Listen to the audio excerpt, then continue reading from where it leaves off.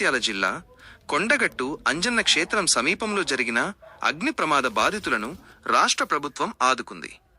గతేడాది November 29న Kondagattu stage సమీపంలోని అభయాంజనేయ స్వామి విగ్రహం వద్ద విద్యుత్ షార్ట్ సర్క్యూట్తో సంభవించిన అగ్ని ప్రమాదంలో 31 దుకాణాలు దగ్ధమైన సంగతి తెలిసిందే.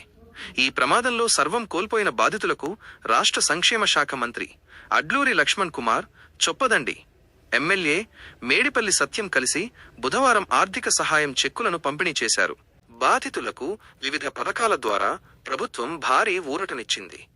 ముఖ్యమంత్రి సహాయ నిధి CMRF 31 కుటుంబాలకు కలిపి 83,12,000 రూపాయలు, విద్యుత్ శాఖ ద్వారా మరో 29 లక్షల రూపాయలు విలువైన చెక్కుల పంపిణీ, మహిళా శక్తి మరియు శ్రీనిధి స్కీమ్ 5 మహిళా బాధితులకు ఒక్కొక్కరికి 2 లక్షల రూపాయల చొప్పున ఆర్థిక భరోసా హామీని నిలబెట్టుకున్న ముఖ్యమంత్రి మంత్రి అడ్లూరి లక్ష్మణ్.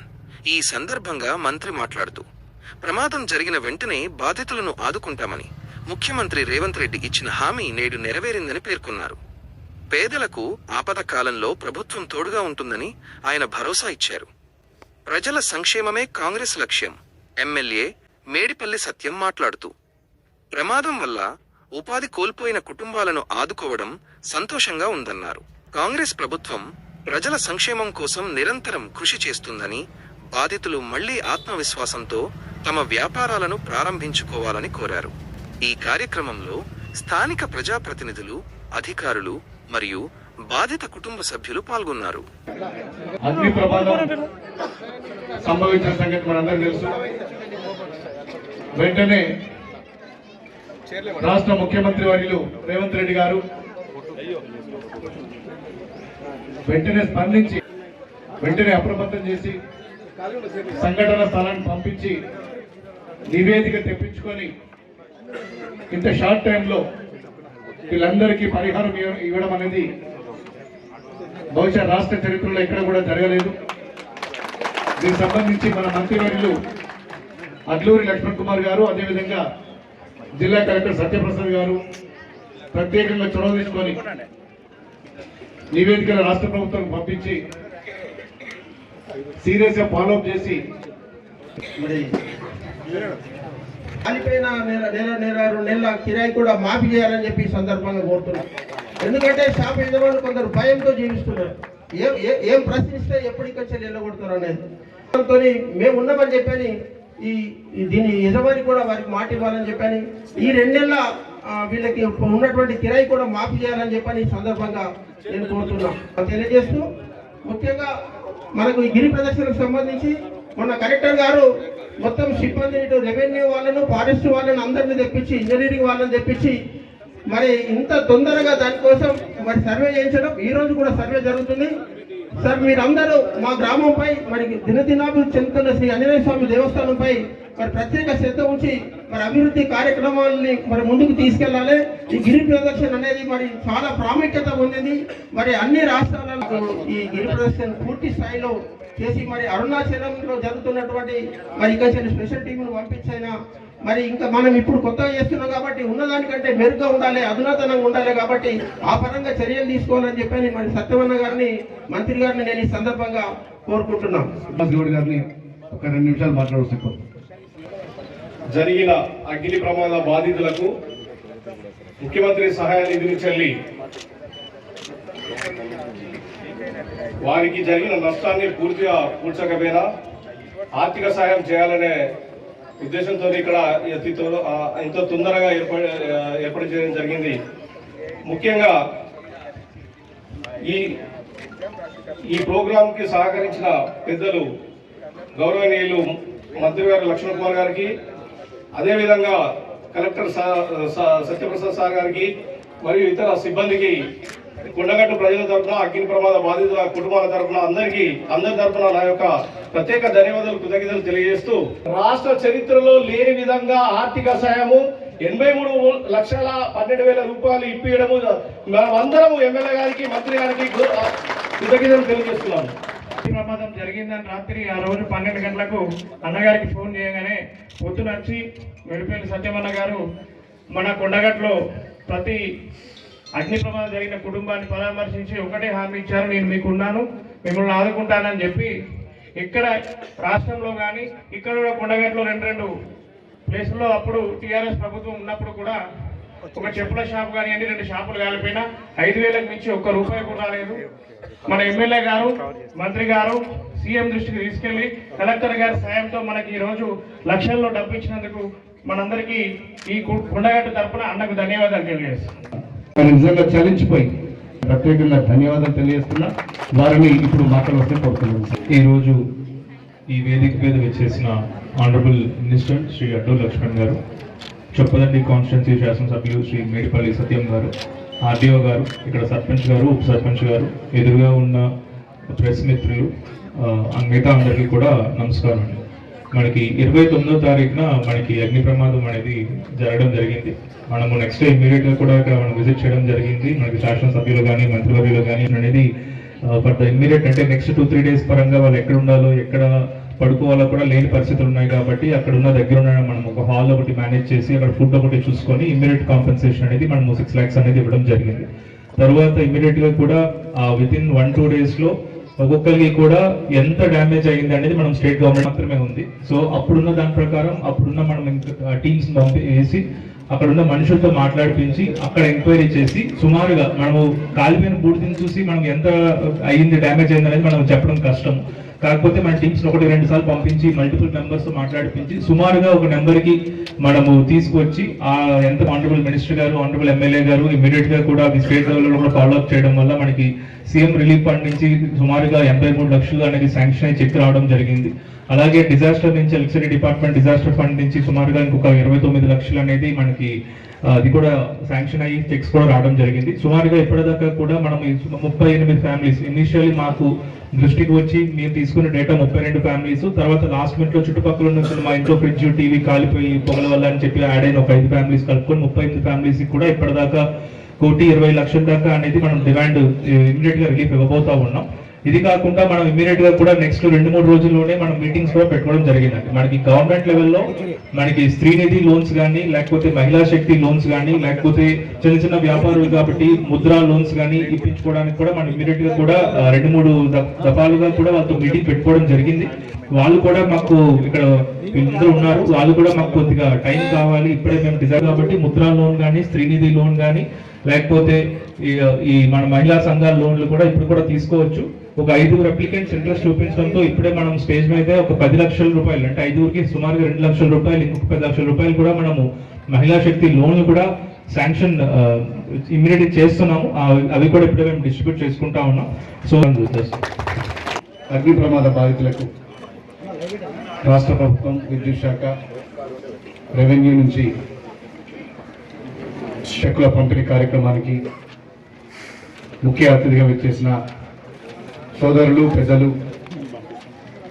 రాష్ట్ర సాంఘిక సంక్షేమం, గిరిజన సంక్షేమం శాఖ మంత్రివర్యులు వారికి, కలెక్టర్ సత్యప్రసాద్ గారికి, ఆర్డీఓ గారికి, జిల్లా కాంగ్రెస్ అధ్యక్షులు సోదరులు నందయ్య గారికి, ఇటీవల నూతనంగా సర్పంచ్గా ఎన్నికైనటువంటి ఆదిరెడ్డి గారు, మార్కెట్ చైర్మన్ బత్తిని మల్లేశ్వరి శ్రీనివాసరెడ్డి గారు, వేదిక మీద ఉన్న శంకర్, బత్తిని శ్రీని అందరూ ఫోన్ చేసి పెద్ద అగ్ని ప్రమాదం జరిగింది ఉంటారే హైదరాబాద్ నుంచి వచ్చి వీళ్ళందరూ మన బిడ్డలు, మన కుటుంబ సభ్యుల్లాగా స్థానానికి తీసుకొచ్చేంత వరకు కార్యాలయం కూడా గౌరవ ముఖ్యమంత్రి రేవంత్ రెడ్డి గారు ఈ సంఘటన పట్ల తీవ్ర విచారాన్ని వ్యక్తం చేసి బాధితులకు మనం అండగా ఉందాం. కొండగట్టులో గతంలో కూడా 5-6 సంవత్సరాల కింద బస్సు ప్రమాదం జరిగినప్పుడు ఆనాడు ముఖ్యమంత్రి గారు కూడా అప్పుడున్న ముఖ్యమంత్రి గారు రావాల్సి ఉండే కానీ రాలేనటువంటి సందర్భం. కానీ ఈ కుటుంబాలకు మనం ఖచ్చితంగా అండగా ఉండాలి. 83,12,000 రూపాయల ఆర్థిక సాయం, కొంత కంపెన్సేషన్ ఇవ్వాలని అనగానే వాళ్ళకి 29 లక్షలు తక్షణ సాయం. మీ అందరూ తెలుసు ఇక్కడ వీళ్ళందరినీ ఖచ్చితంగా ఆదుకుంటామని చెప్పి ఇంకొక రిక్వెస్ట్ చేస్తాం కలెక్టర్ గారిని. ఆ రోజు పెద్దలు జీవన్ రెడ్డి గారు కూడా పరామర్శకు వస్తే వారు ఒక సలహా ఇచ్చారు. వీళ్ళకి ఏమన్నా డ్వాక్రా రుణాలు ఇవ్వచ్చా, ఇచ్చే ప్రొవిజన్ ఉందంటే కలెక్టర్ గారు నిజానికి కూడా ఇక్కడ చాలా మంది ఇక్కడ డ్వాక్రా మహిళా సంఘం సభ్యులు లేరు, అయినా కూడా మనం స్పెషల్ ప్రొవిజన్ పెట్టి ఒక సంఘం ఫామ్ చేసి వాళ్ళ ఖచ్చితంగా ఒక 5 లక్షల రూపాయలకి ఇచ్చి వాళ్ళ వ్యాపారాన్ని మళ్ళీ యథాస్థానానికి వచ్చే వరకు అండగా ఉందామని చెప్పి కలెక్టర్ గారు ప్రత్యేక చొరవ తీసుకుంటారు. అంటే ఆంధ్రప్రదేశ్లో తిరుపతి ఏ విధంగా అయితే ఉందో తెలంగాణ రాష్ట్రంలో కొండగట్టును అన్ని రంగాల్లో అభివృద్ధి చేసి చూపిస్తామని చెప్పి పోయిన ముఖ్యమంత్రి 2 సార్లు కొండగట్టు ప్రాంతానికి వచ్చిండు. ఒకసారి వచ్చి 100 కోట్లు ఇస్తాం దీన్ని మొత్తం మాస్టర్ ప్లాన్లకి అని చెప్పిండు. మరొకసారి వచ్చి 100 కోట్ల ఏం సరిపోతాయి, ఇంకొక 500 కోట్లు ఇస్తామని చెప్పిండు. ఒకసారి 100 కోట్ల ప్రామిస్ చేసిండు, ఒకసారి 500 కోట్ల ప్రామిస్ చేసిండు, మొత్తం 600 కోట్ల ప్రామిస్ చేసిండు. 2023 నాడు ఒక SDF GO special development fund కింద నేను 100 కోట్లు ఇస్తున్నా అని చెప్పి ఒక జీవో ఇచ్చిండు. పాలకుల కనుక నిజంగా చిత్తశుద్ధి ఉంటే నువ్వు ఫిబ్రవరి 7వ తారీఖు నాడు జీవో ఇచ్చింది, నీకు డిసెంబర్ ఎన్నికలు పోయేదాకా 10 నెలల సమయం ఉండే.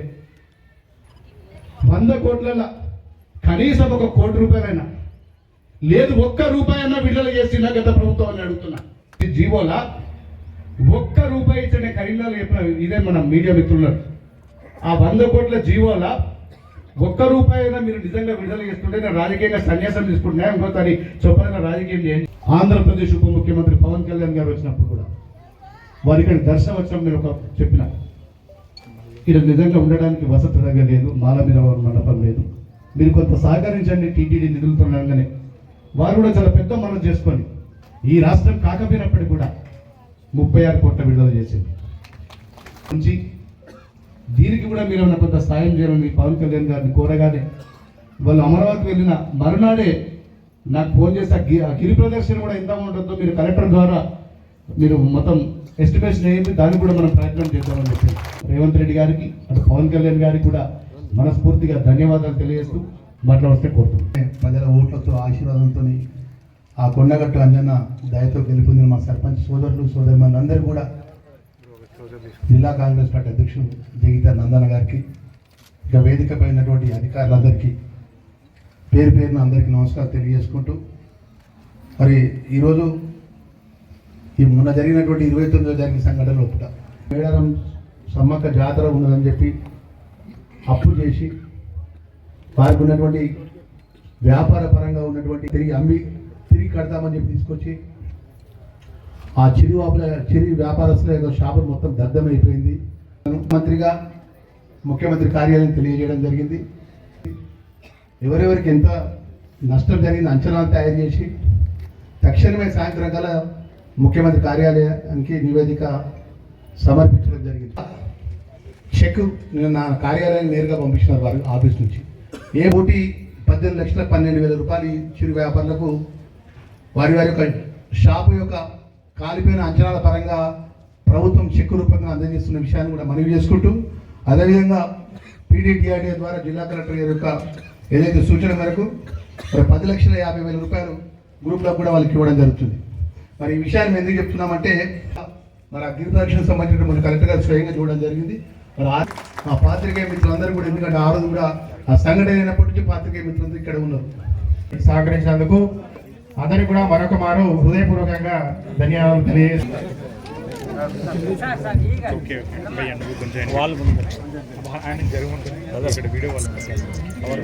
భోజనపల్లి లైన్ గా ఉండండి అమ్మా, వాళ్ళందరూ తెలుసు కదా మీకు.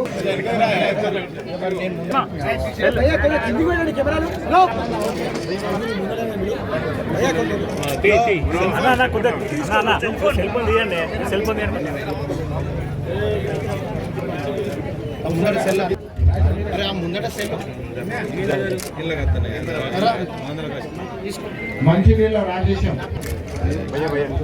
చూడండి సార్, చూడండి సార్, ఎస్సీ గారు సార్ సార్ సార్ 7,80,000 సార్ చూడమన్నా ఫోటోగ్రాఫర్ అడ్డం వస్తుందంటే నేనేం చేయాలి ఇక్కడ ప్రేమ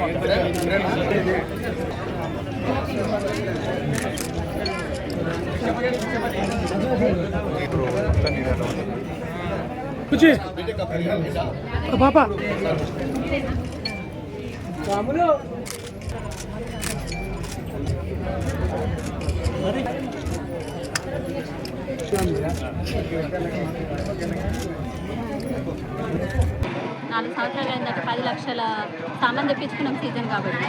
తెస్తే వీళ్ళు మేము అక్కడ నుండి వచ్చినాం కదా రాస్తామమ్మా అని రాపించుకున్నాం. ఎంఆర్ఓ దగ్గరికి ఏడ్చుకుంటూ వచ్చి మాట్లాడొచ్చిన ఆఫీస్కి ఇంకెళ్ళిన నేను వెళ్తే మేడం అన్నది రాపిస్తామా, నేను రాపిస్తాం మీ పేరు అని నాకు 30,000 రూపాయలు రాపించింది. 15 లక్షల నష్టపరిహారం అయితే 30,000 రూపాయలు ఎంఆర్ఓ మేడం రాపించింది. ఇప్పుడు ఎవరు చేస్తారు? గవర్నమెంటే కదా మనకు రాసేది, ఎవరికి ఎంత అయింది ఏంటిది అని వాళ్ళకే తెలుస్తాయి కదా. అలా రాపించే వాళ్ళు ఇంకా సరే అమ్మ రాపిస్తున్నాం, మేమైతే రాయలేం కదా సార్, తీసుకొని పేపరు వాళ్ళ ప్రకారమే రాస్తారు కదా. వాళ్ళకు మేము ఎస్ఐ తోటి ఫోటో దిగినాము, పెద్ద పెద్ద వాళ్ళు అందరూ వచ్చి చూసిండ్రు. సరే అమ్మ రాపిస్తామని అంటే వస్తాయి కావచ్చు అని ఆలోచనతో నాకు ఇప్పటి వరకు తెలియదు. లేకుంటే మేము నిన్ననే పోయి మీ ఇట్లా మేడం తోటి సార్లతో అందరితో మాట్లాడుతుంది. ఇప్పుడు అయిపోయింది కదమ్మా, ఏం చేయలేము, వచ్చిన దానికి మాకేం కాదు, ఇక మీరు అంతే 30,000 తోటి సైలెంట్ పెట్టుకోవాలి. అచ్చుడే ఎక్కువ అట, అచ్చుడే ఎక్కువ, ఏదో జరిగింది కదా ఇంకేం చేయలేము అని అంటున్నారు. ఎవరు మాట్లాడదామంటే మీరు స్టేజ్ దగ్గరికి పోవద్దు, మీరు ఎవరితో మాట్లాడద్దు అని అంటున్నారు. మా గ్రామం ఎక్లస్పూర్, మండల సైపూర్, డిస్టిక్ కరీంనగర్. నేను గత 16 సంవత్సరాల నుంచి ఇక్కడ షాప్ పెట్టుకుని బతుకుతున్నా. నాది 30 లక్షల షాప్ కలిపితే నాకు 2,50,000 రూపాయలు వచ్చినాయి. కరెంట్ డిపార్ట్మెంట్ వాళ్ళు 4 లక్షల రూపాయలు ఇచ్చారు. మొత్తం 3,60,000 రూపాయలు నాకు వచ్చినాయి. ఏమి కాలిపోయినలకు 6 లక్షలు 7 లక్షల దాకా వాళ్ళకి నష్టపరిహారం ఇచ్చారు. అది నాకు కొంచెం బాధాకరంగా ఉంది. ఇక్కడ ఇట్లాంటి ఇప్పుడు ఈ వ్యవస్థలు ఇక్కడ ఏమన్నా రాజకీయ నాయకుల వల్ల ఏమన్నా మాకు ఏం తెలియదు. అది అట్లా నాకు అన్యాయం జరిగింది. అంటే ఏం కాలిపోయిన వాళ్ళకి ఎక్కువ వచ్చింది, ఏం కాలిపోయిన వాళ్ళకి, ప్రాపర్గా కాలిపోయిన వాళ్ళకి, చక్కగా కాలిపోయిన వాళ్ళకి ఎక్కువ వచ్చినాయి పైసలు. పూర్తిగా కాలిపోయిన నిరసనలు అయిపోయిన వాళ్ళకి కూడా ఏమి రాలేదు. అంటే ఇవన్నీ ఎవరు రాసుకున్నారు? ఫస్ట్ ఎవరు రాసుకున్నారో తెలియదు నాకు. అంటే మీ షాపులు కాలిపోయినప్పుడు మీ లిస్ట్ అనేది ఎవరు రాస్తారు? లిస్ట్ ఎవరు రాసింది తెలియదు కానీ నేను పనికి పోయిన పని ఇక్కడ ప్రాపర్గా మా భార్య షాపు నడిపిస్తుంది, నేనేమో కూలి పని చేసుకుంటాను. పూర్తిగా నాకు అన్యాయం జరిగిన వాళ్ళకి మాత్రం న్యాయం జరగదు. ఎంత నష్టపోయింది? నాకు 30 లక్షల దాకా కాలిపోయింది. 2 లక్షలు వచ్చినాయి. 2,60,000 రూపాయలు వచ్చినాయి. ఏం కాలిపోయిన వాళ్ళకు 6 లక్షలు, 5 లక్షలు, 4,50,000 అట్లా. నా పక్కన షాప్ వాళ్ళకి కూడా ఏం కలపకుండా వచ్చినాయి. పక్కన మిగతా వాళ్ళందరికీ తక్కువ ఎక్కువ వచ్చినాయి. లాస్ట్గా రోస్ట్గా వచ్చిందని నాదే. మీ అన్యాయం చేసిన మరి చేస్తా అన్నాడు కానీ ఇవాళ చేసిండు. వచ్చింది కోల్పోయినంత కాకపోయినా కానీ ఎంత అంతో సహకారం చేసిండు.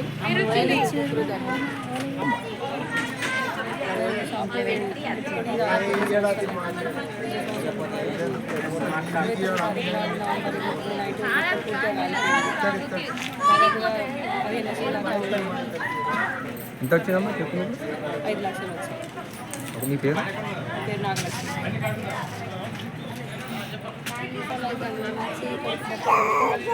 మొత్తము కట్టుబట్టలతో బయటకు వచ్చినాము. మాకు వచ్చినాయి 5 లక్షలు మాత్రమే పోయినాయి. 25 లక్షల దాకా మాలు అంత మొత్తం అన్ని బంగారము, ల్యాప్టాప్, 2 లక్షల రూపాయలు బీరువాలో ఉండాలి, సర్వం పోయినాయి. కానీ ఏమొచ్చినా కొంచెం తక్కువనే వచ్చినాయి. పోయినోళ్ళు గంతే ఉన్నారు, పోనోళ్ళు గంతే ఉన్నారు. పోయిన వాళ్ళు బాగా కష్టపోయినాయి. 25 లక్షల దాకా మాలు ఉన్నాయి షాప్లో. 5 లక్షలు నుంచి 4వ షాపు. నేను ఒక 5 ఇయర్స్ నుంచి షాప్లో ఉంటున్నా, షాప్ నడిపిస్తున్నా. అయితే నేను ఆ రోజు అక్కడనే ఉన్నా కానీ ఎంఆర్ఓ మేడం వేసినట్టే నువ్వు అన్మ్యారీడ్ అది అనుకుంటా రీజన్స్ చెప్పుకుంటా నా పేరు రాలేదు. ఇప్పుడు నాకు నష్టపరిహారం రాలేదు. మొత్తానికి ఎంఆర్ఓ మేడం చేయబట్టి నాకు నష్టపరిహారం రాలేదు. నా సర్టిఫికేట్లు మొత్తం కలిపోయినాయి, నా షాప్లో సామాన్ మొత్తం కలిపోయింది. పూర్తిగా దగ్గమైనా నేను చేయబట్టి ఇన్ని కుటుంబాలు బతికినాయి. నేను సిలిండర్ పెట్టి బయట వేస్తే అయినా నాకు ఒక్కరికి పైసలు రాలేదు. ఇష్టం ఉన్నట్టు మాట్లాడుతుంది ఎంఆర్ఓ మేడం. ఇప్పుడు గన్మెన్లు ఇట్లా జరిగింది సార్. గన్మెన్లు కలెక్టర్కి అయితే కలెక్టర్ కూడా ఆగాగానే అన్నాడు. ఎమ్మెల్యే సార్కి అయితే వాళ్ళు కూడా ఆగాగానే గన్మెన్లు నొక్కేసారు. మినిస్టర్ సార్ అక్కడికి పోతే కార్యకర్త అక్కడ నొక్కేసారు. 3 ఎక్కలు నొక్కేసారు. ఇప్పటికి ఇక్కడ కుర్చీలలో పడ్డా. ఎంత పత్రం ఇక్కడ నుండి చూపించు. మీరు పెట్టు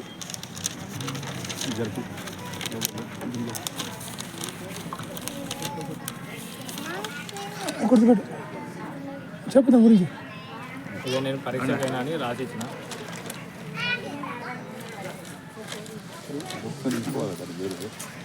రాసి నేను పరీక్షకి వెళ్ళిన సార్, అందుకోసమే ఆ నేపథ్యంలో నేను రాలేకపోయినా అని రాసిచ్చి కలెక్టర్ గారికి రాసిన. కలెక్టర్ గారు ఏంటంటే ఇక్కడ నూకేసారు, ఇక్కడ గన్మెన్లు, ఇక్కడ మంత్రి గారు గన్మెన్లు దగ్గర సార్ గారు ఇక్కడ ప్లస్ మళ్ళీ ఇక్కడ ఎంఆర్ఓ పోతుంటే వాళ్ళు ఎమ్మెల్యే గవర్నమెంట్ కూడా నువ్వు అవుతుంది తర్వాత అనుకుంటే